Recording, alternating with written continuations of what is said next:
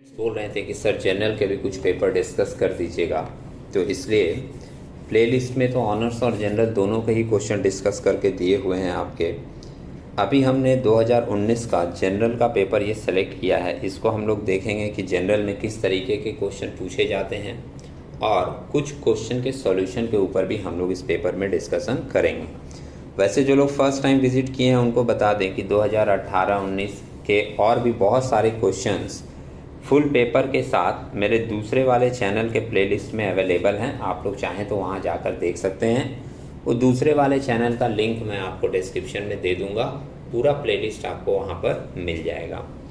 ये जो 2019 का जनरल का पेपर है, ये तो हम लोग जब स्टार्टिंग में देखते हैं तो पहले बंगाली वर्सन में दिया रहता है।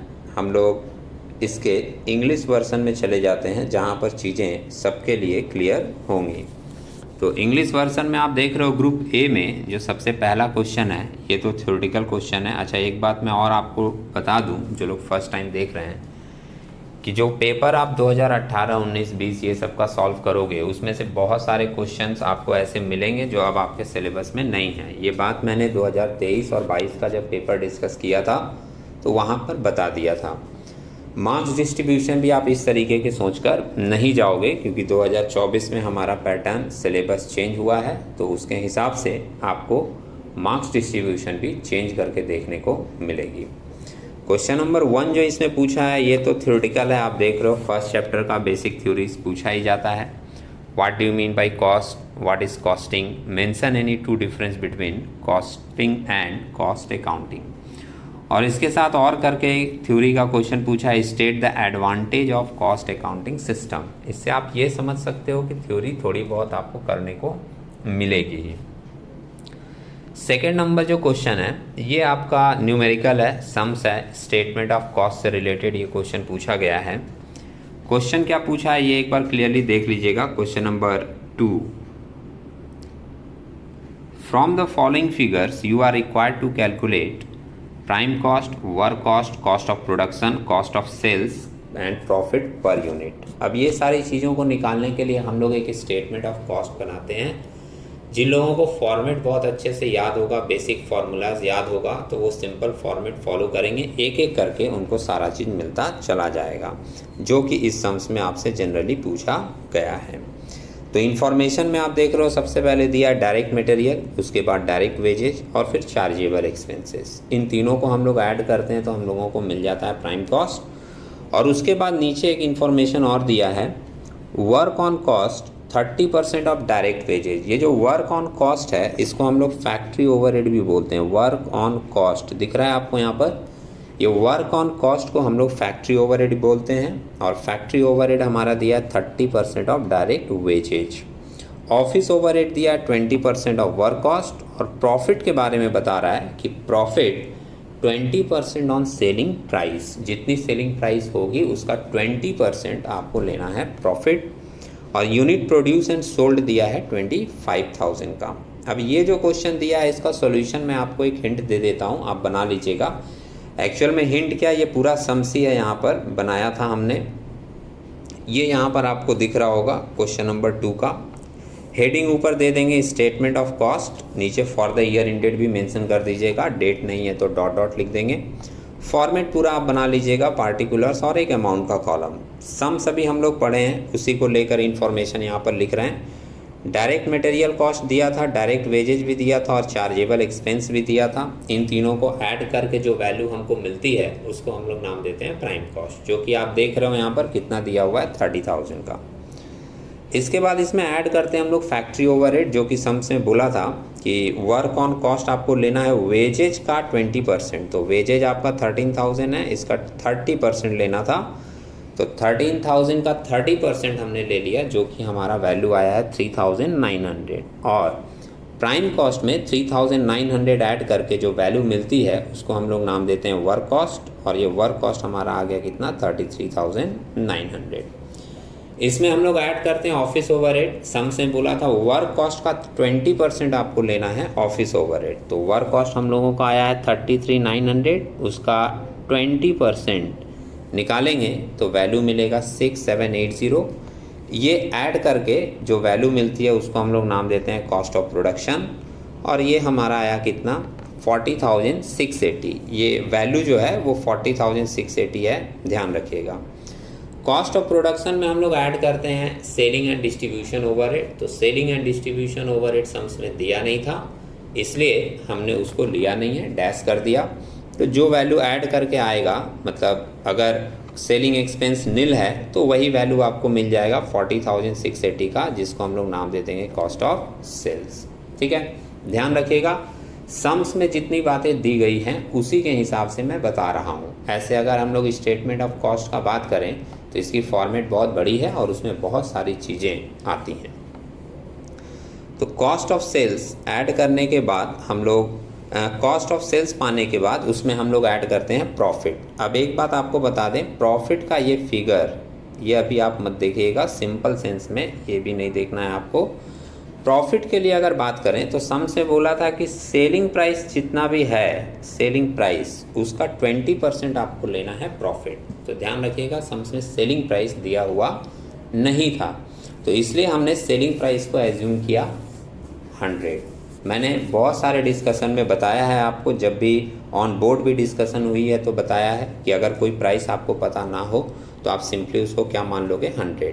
अब सेलिंग प्राइस हमको पता नहीं था तो हमने सेलिंग प्राइस को मान लिया 100। प्रॉफिट बोला था सेलिंग प्राइस के ऊपर 20%, तो प्रॉफिट को ले लिए 20। अब जब 100 का सेलिंग प्राइस है, 20 का प्रॉफिट है, तो कॉस्ट कितना बचेगा 80। ये जो साइड में लिखा है मैंने ये माना हुआ चीज़ है। अब ये जो 80 हम लोगों का आया कॉस्ट, ये 80 का रियल फिगर हमको पता था 40,680। अब यूनिटरी मेथड अप्लाई किए और निकाल लिए प्रॉफिट। कैसे? 40,680 जो है वो कितने के वैल्यू को रिप्रेजेंट कर रहा है 80 का, तो हम लोगों का प्रॉफिट कितना है 20 का वैल्यू क्या होगा, जिसका वैल्यू फाइंड आउट करना होता है उससे हम लोग मल्टीप्लाई करते हैं।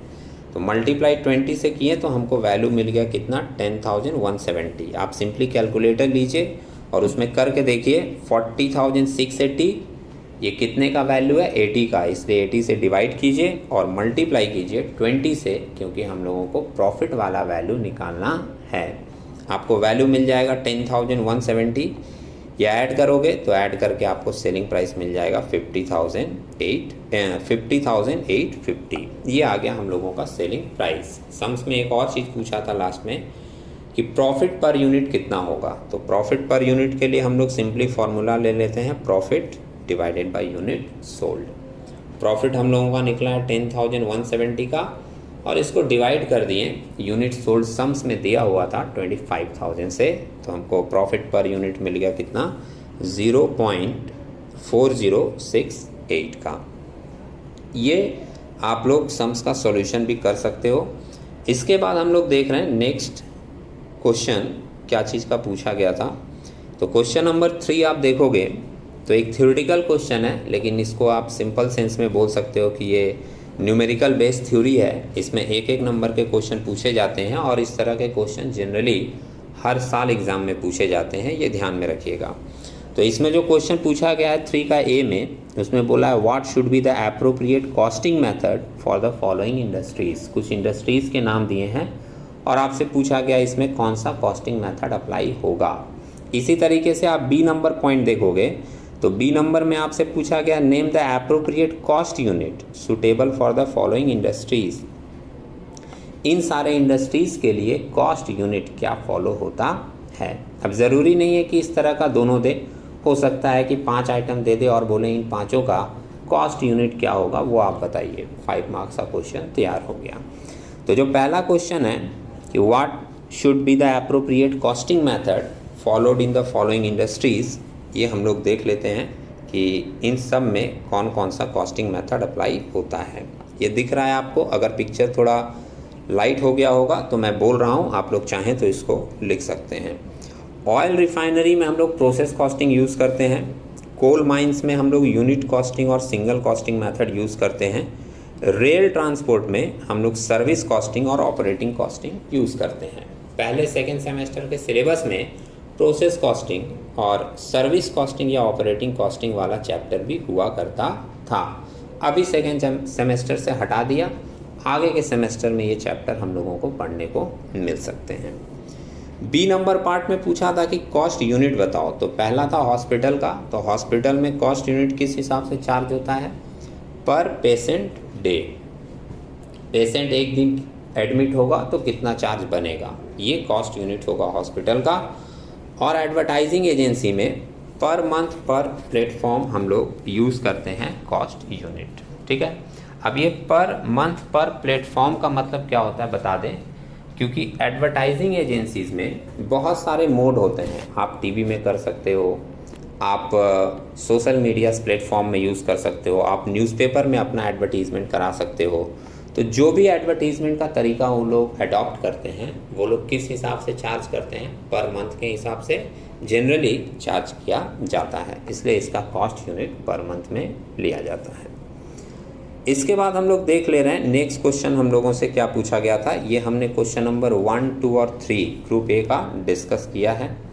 क्वेश्चन नंबर 4 आप देखोगे ग्रुप ए में, तो 4 नंबर में मटेरियल चैप्टर से क्वेश्चन पूछा गया था।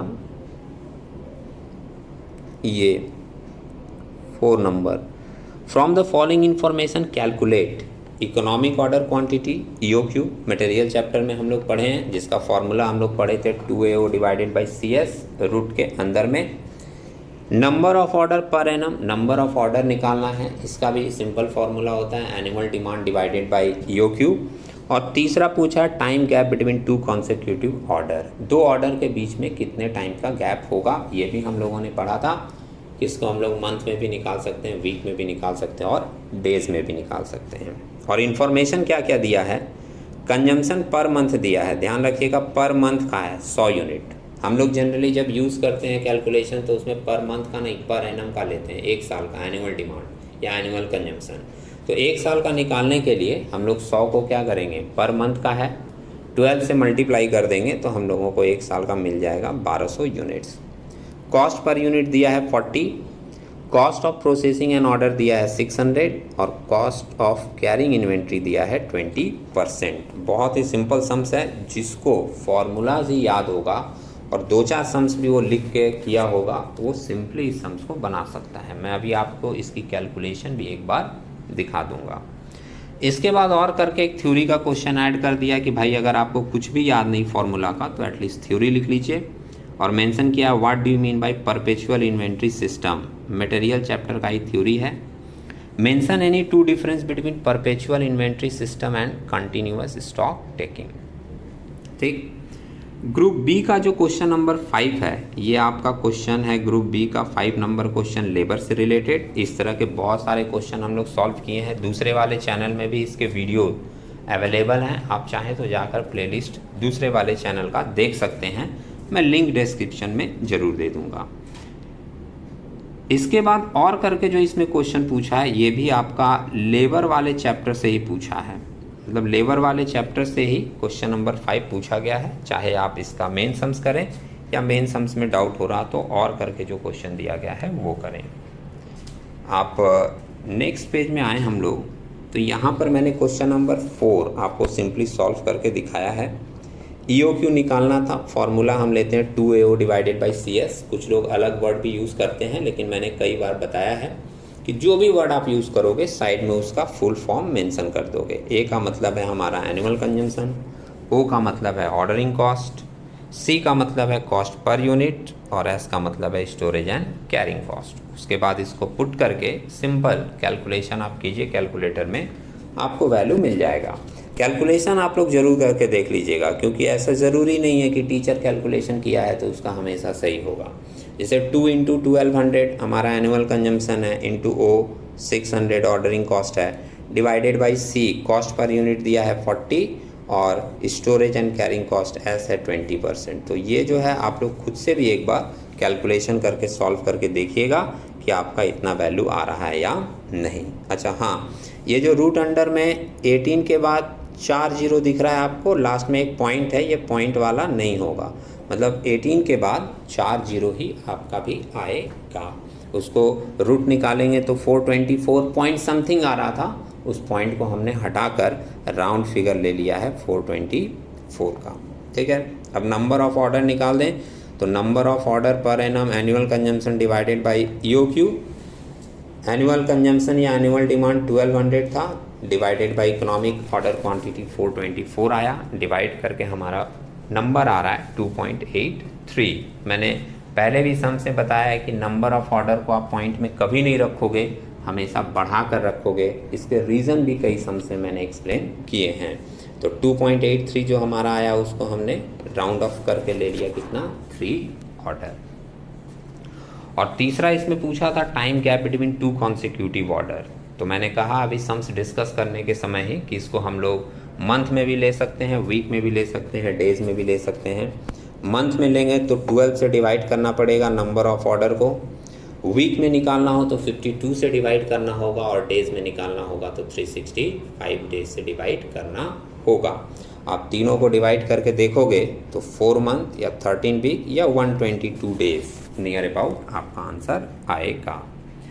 क्वेश्चन नंबर 5 भी देख लिए थे, लेबर का क्वेश्चन था हम लोगों का। क्वेश्चन नंबर 6 देख लीजिए। अच्छा, क्वेश्चन नंबर 6 के बारे में आप लोगों को बता दें कि क्वेश्चन नंबर 6 जो है ये अभी के सिलेबस से हटा दिया गया है, मतलब 2024 के एग्ज़ाम में ये आप लोगों का क्वेश्चन नहीं आएगा। जो सप्ली वाले स्टूडेंट होंगे उनका ये क्वेश्चन रहेगा, लेकिन जो न्यू सिलेबस के हैं उनके लिए ये क्वेश्चन अप्लीकेबल नहीं है। तो न्यू सिलेबस वाले इसको नहीं करेंगे। ये रिकॉन्सिलेशन स्टेटमेंट या अकाउंटिंग रिकॉर्ड बोलकर एक चैप्टर होता था, उसका ये क्वेश्चन दिया हुआ है।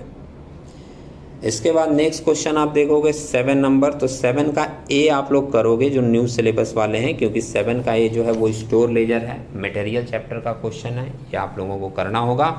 और बी नंबर जो पार्ट है ये फिर आप लोगों को न्यू सिलेबस वालों को स्किप करना होगा, क्योंकि ये क्वेश्चन जो दिया गया है वो ऑपरेटिंग कॉस्टिंग या सर्विस कॉस्टिंग के क्वेश्चन दिए हुए हैं। 7 का बी।